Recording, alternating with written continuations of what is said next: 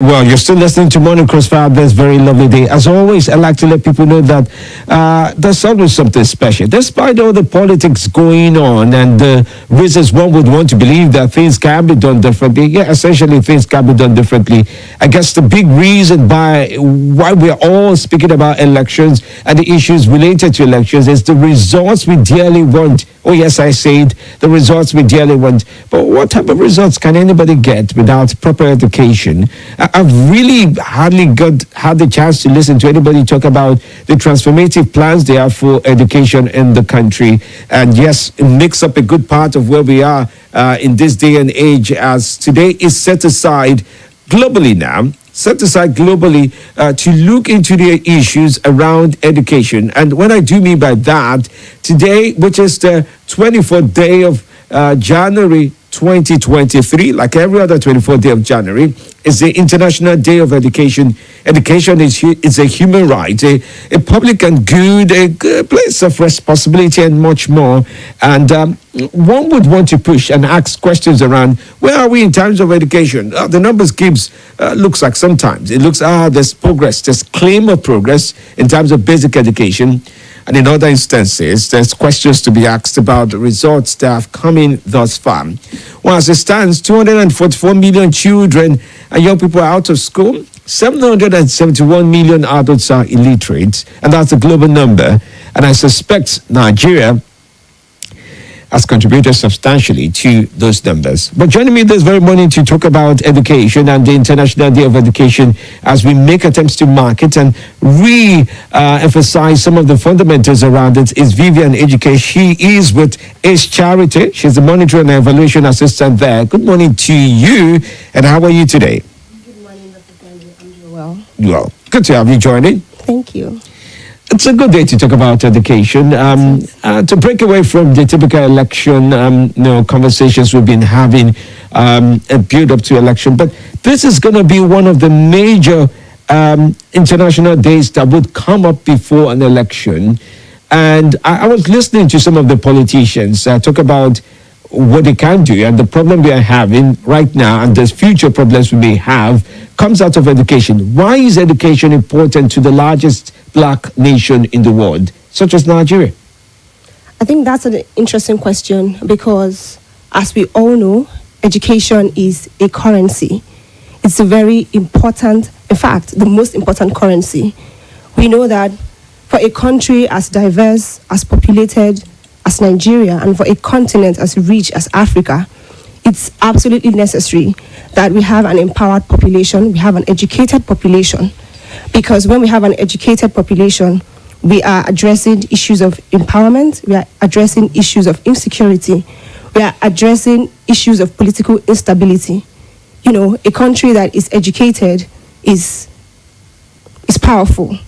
And so it's an asset that every citizen should have. So of course it is important for the biggest black nation to have an empowered population.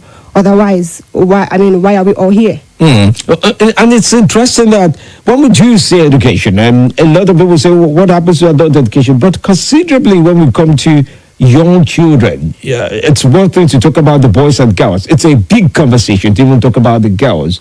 But how those school children, the data around it has been disputed for so long. You'd hear one day that it's over 10 million. At another time, you hear, well, there's been progress made and the numbers have dropped. And you will hear that, in some instances, nobody's even there to count the numbers. What's the data that Ace Charity has worked up on out-of-school children? What's the working data that one would imagine it's a situation to do with?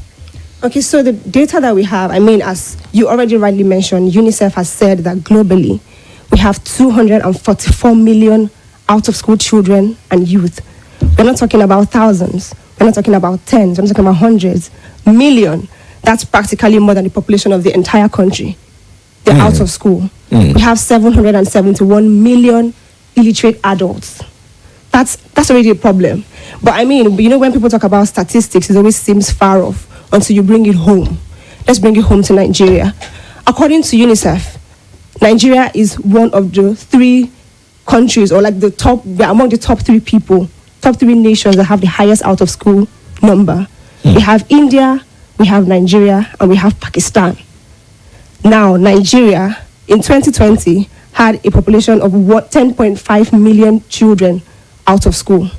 Last year, we had 18.5 million children out of school. This year, we're talking about in 2021, we're talking about 18.5 million children out of school. And then last year, 2022, we had about 20 million out of school children. So if you look at it, that's an overwhelming number. That's a troubling number to work with.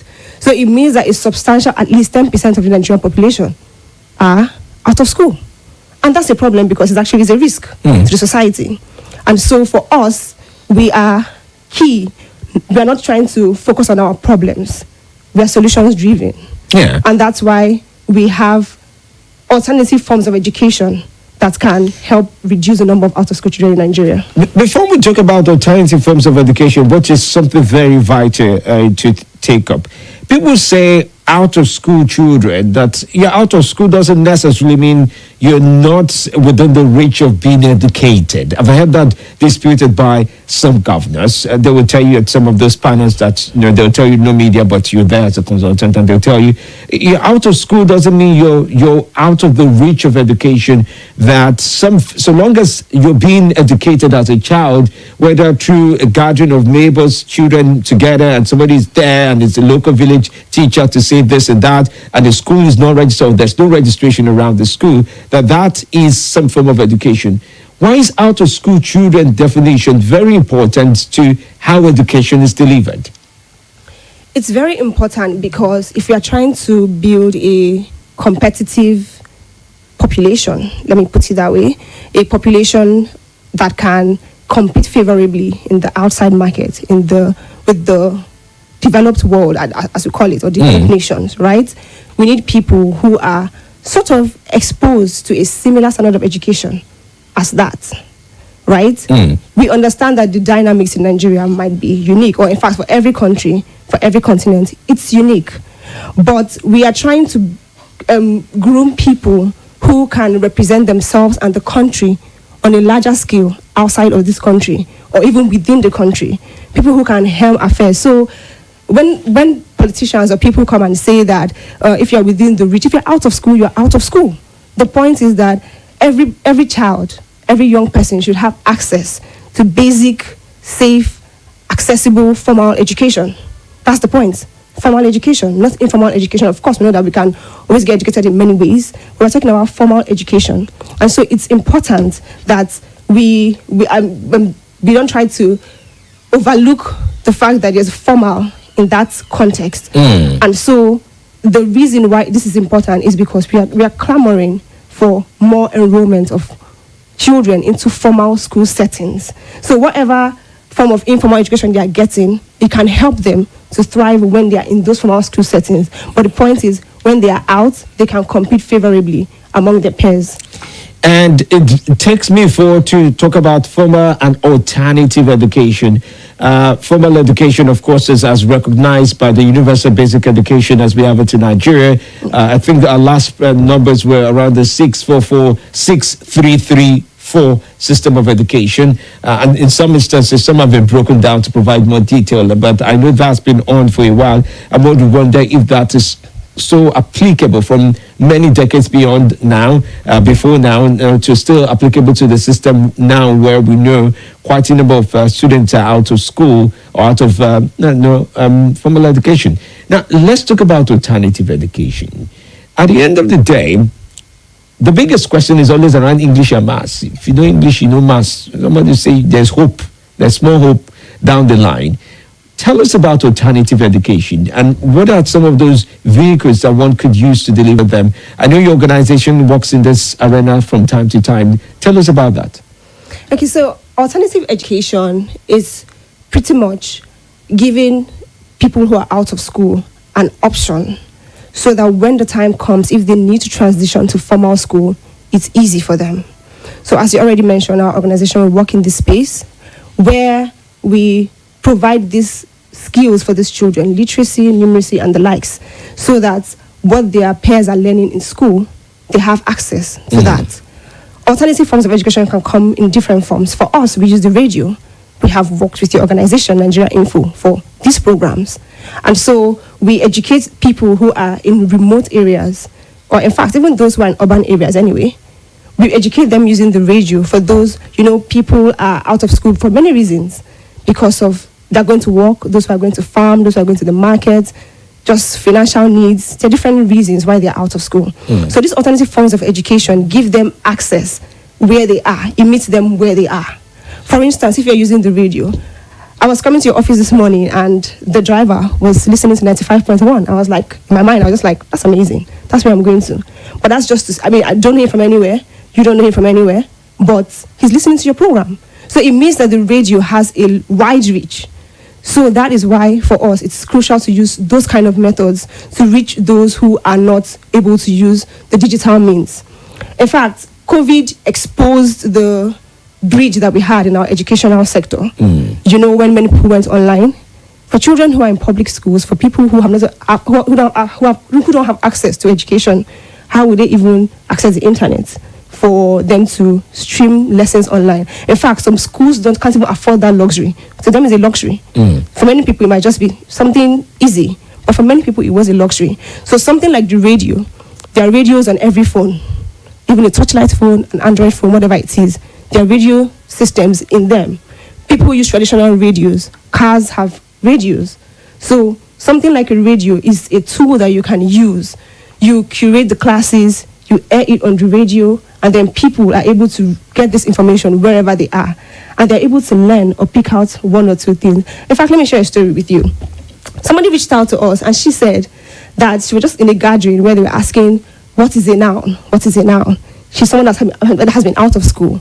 And interestingly, because she had heard from your station through our program, she had heard what a noun was. She was able to tell her colleagues or her friends, a noun is the name of a person, animal, place, or thing. That definition hasn't changed. It hasn't changed, yes. But the point is, she didn't know it before the program. And this is somebody who has never seen the four walls of school. So it means that when this kind of person goes into formal school, there's at least some bit of closure when exposed. And these are career content that are class specific. If you're in primary one, something appropriate to your learning level and all of that. So when you go back to that kind of class, you don't have to feel far, like you don't feel like you're losing so much, because you're able to catch up quickly on what the formal system is. All right, let me allow you conclude, because we're pressed for time, and the politics of this time is really intense. But what's one of the things that you would say education-based campaign and solutions that we should look forward to, or we shouldn't find ourselves almost evaluating where we've been as here by the time we get to this same point next year? It's a new government in Nigeria next year, and one would wonder about some of the things that you think should be attained and some of the goals you would also be pushing to attain. As we conclude, I'll just say for us, it's important for Nigerians as they go to the polls on February 25th, to make sure that they're going to vote somebody who is going to prioritize education. If you look at the budgetary allocation for education over the last 7 years, last year, 2022, had the least figure, 5.39%. That is abysmal. We have African countries who have over 17%, over 20%. We have Kenya, Namibia, South Africa. And last year, we had the worst record, like that's in terms of budgetary allocation. That is too low. The standard should be 15 to 20% of the public expenditure when it comes to budgets for each country. And time and again, Nigeria has fallen beyond that allocation. So it means that we're not even prioritizing education. Like I've said, if a country is educated, its people are powerful. We are proud of Nigerians who are out there making waves for the country. We clap for them and we claim them to be our own. Why can't we groom those people here? If we want to improve, if we want to reduce the number of out-of-school children that we have, we need a government that is going to boost education, is going to create an avenue for children, youth to thrive.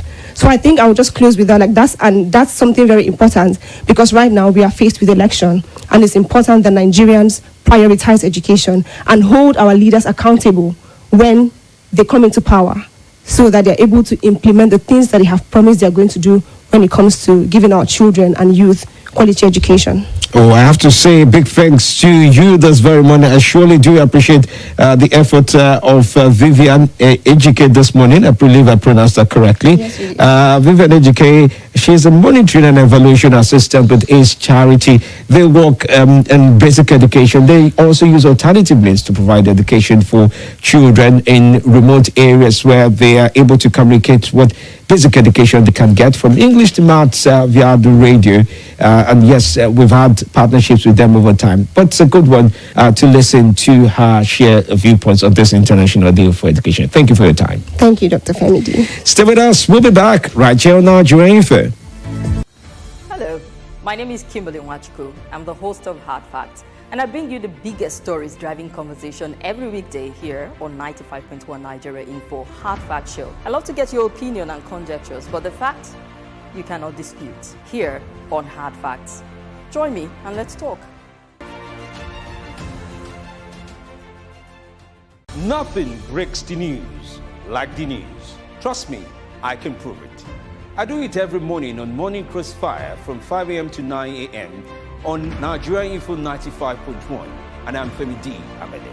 Join the biggest conversation around national politics every day in a way that is trustworthy, full of passion, and yes, covers the biggest politics and the stories that matter to you. See, you have all the reasons to find out what's going on in Nigeria and be engaged differently. Let's talk. That's the way to go, even this morning.